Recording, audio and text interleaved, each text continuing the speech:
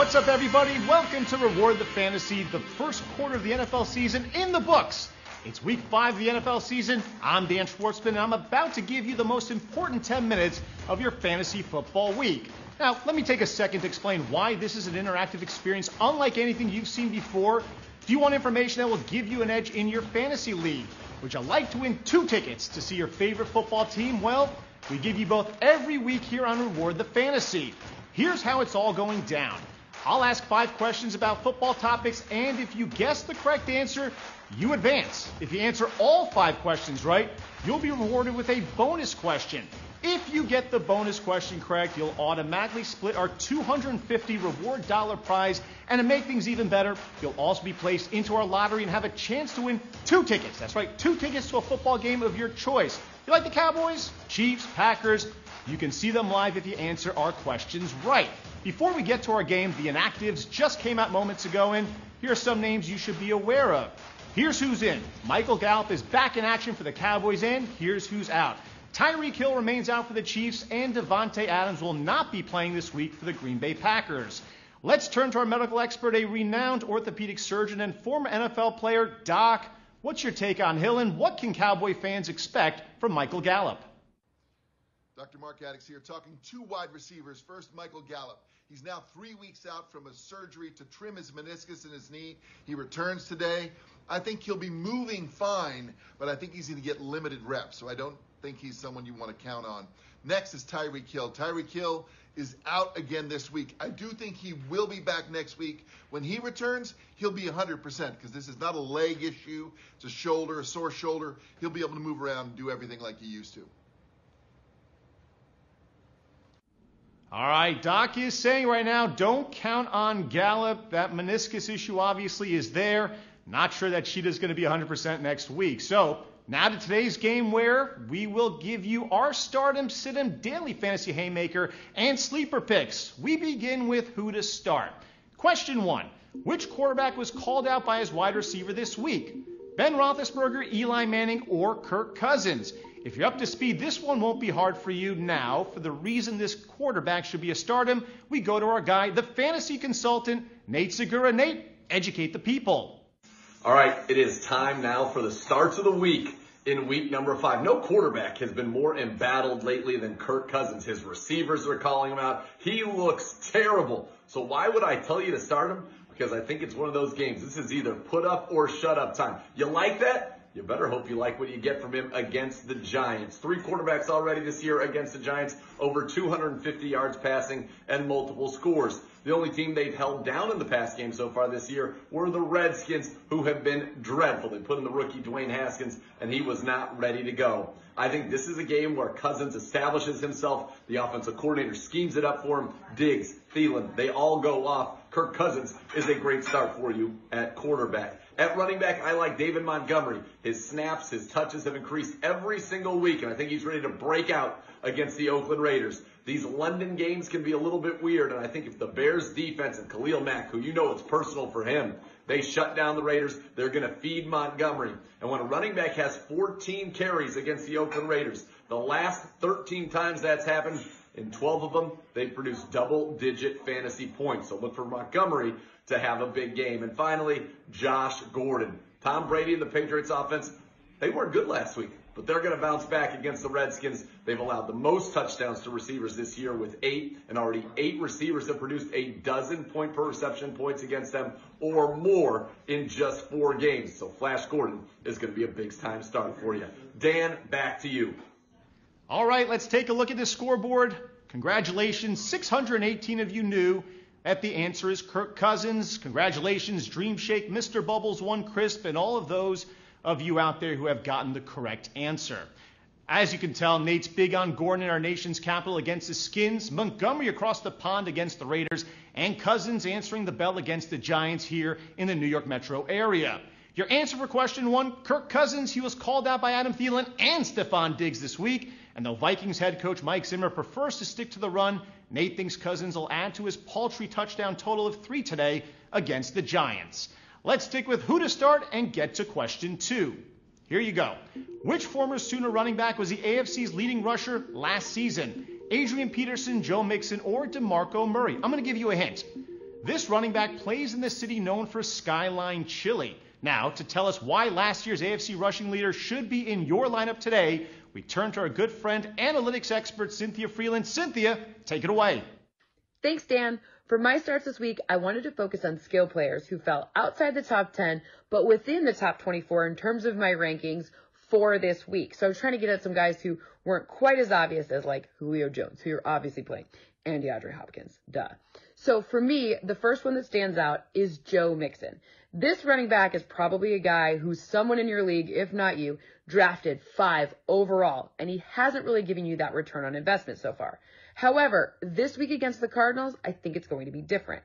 I project this to be a much more run-first offense. We saw a lot of problems come to the Bengals when they were passing too much. So, against the Arizona Cardinals, who have been very generous to opposing running backs and to opposing pass-catching running backs, Joe Mixon should have a very nice upside.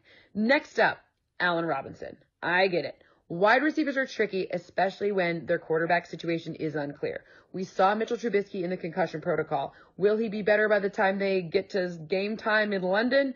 I don't know. It doesn't matter, though, because even with Chase Daniel, it is still a great opportunity for this incredibly consistent route runner against the Oakland Raiders. So Allen Robinson is a start for me. Again, he falls within that 10 to 24 range. Last but not least, Will Fuller, also a start. Yes, DeAndre Hopkins is going to get the majority of the targets, but Will Fuller in this matchup against the Falcons projects to be a top 24 wide receiver as well.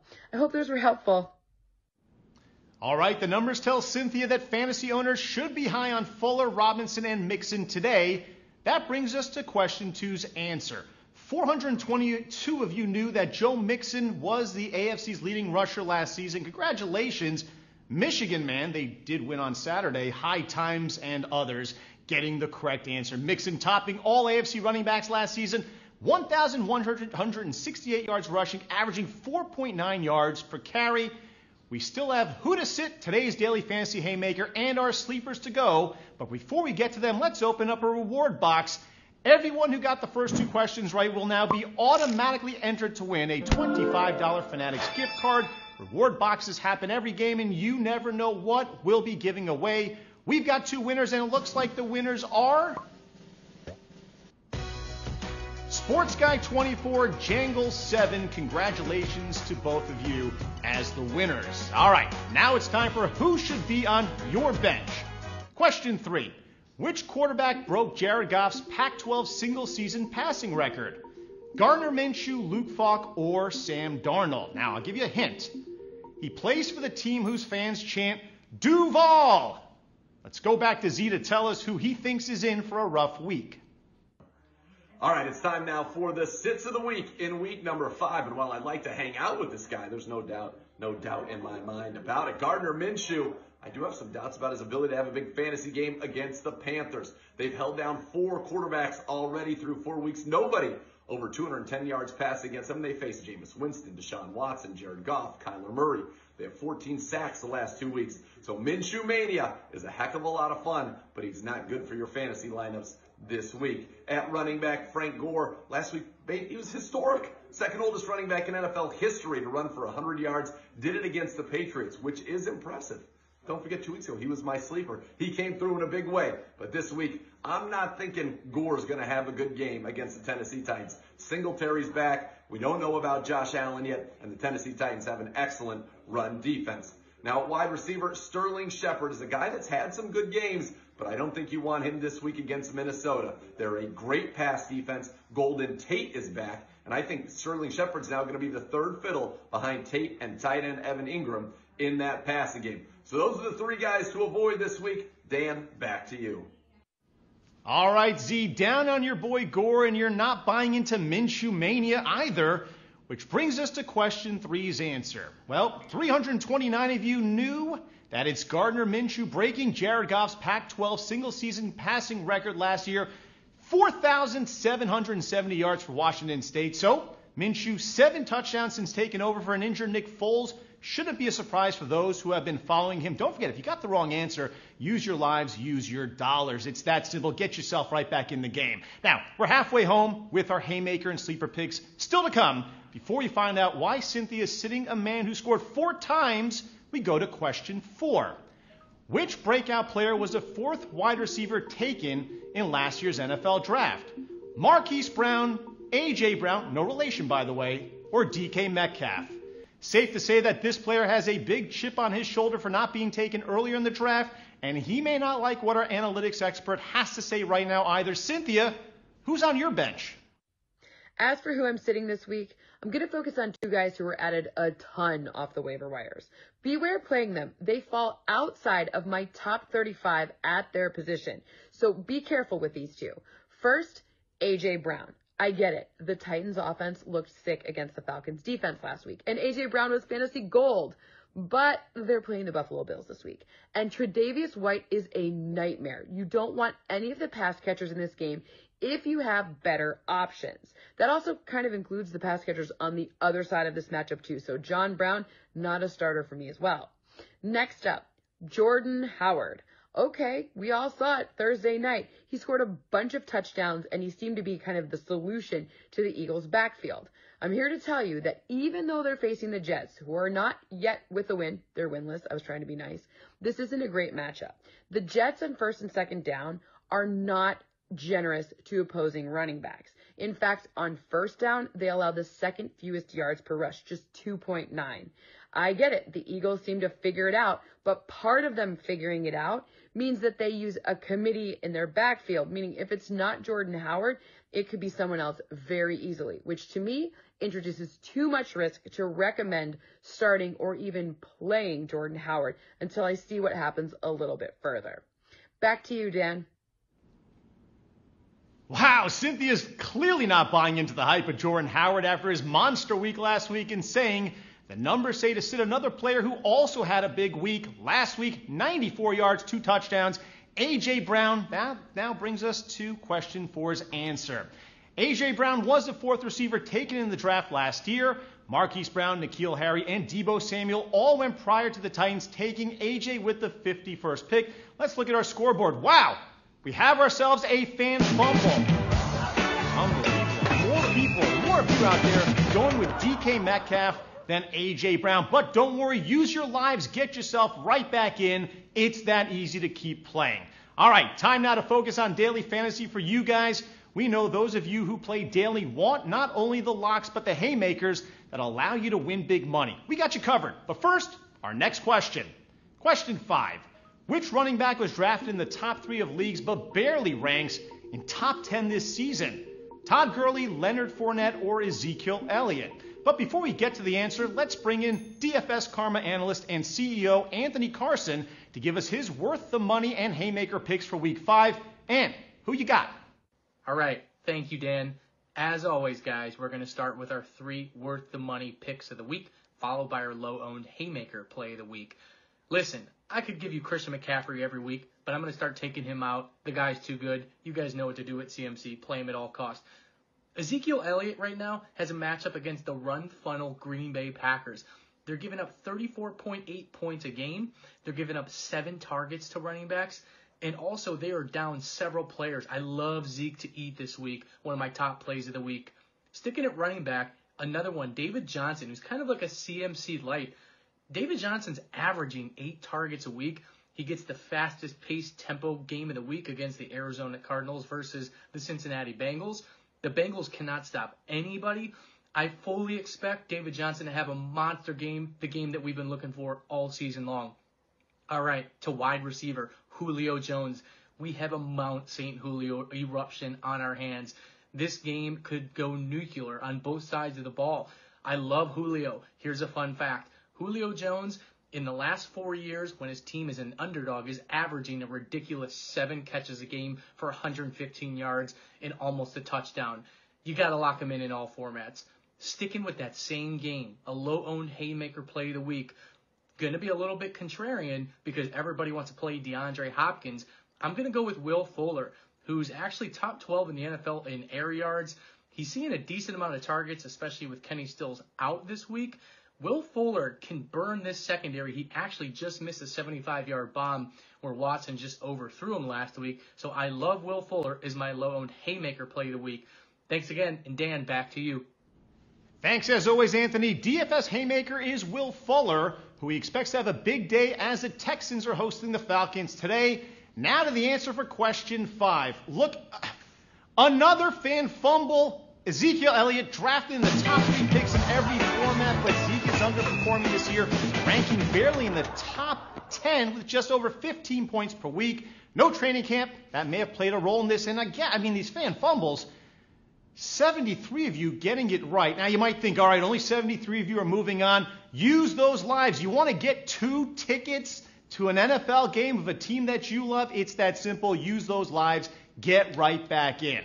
I want to remind you guys, DFS Karma's live stream show where you can ask Anthony and the other analysts for lineup help airs every Sunday, 11 a.m. to 12 p.m. Eastern, leading right into our show. Today, they're giving everything away 20% off their premium NFL subscription. Just use code RTF at checkout. Hurry up, though. Those DFS contests are starting very soon. All right, now we're down to the end. If you've been lucky enough to answer the first 5 questions correctly, you simply have to get past our bonus round.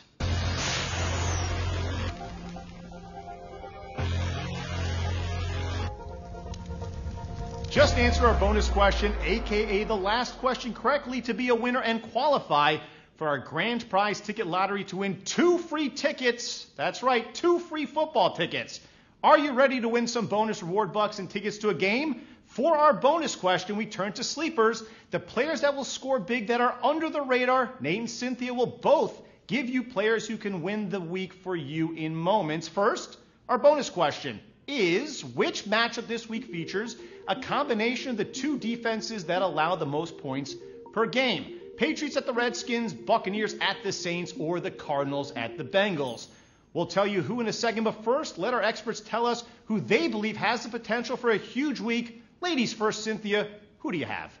My favorite part of fantasy, sleepers. For my week 5 pick, I want you to consider Auden Tate. He's the wide receiver for the Cincinnati Bengals.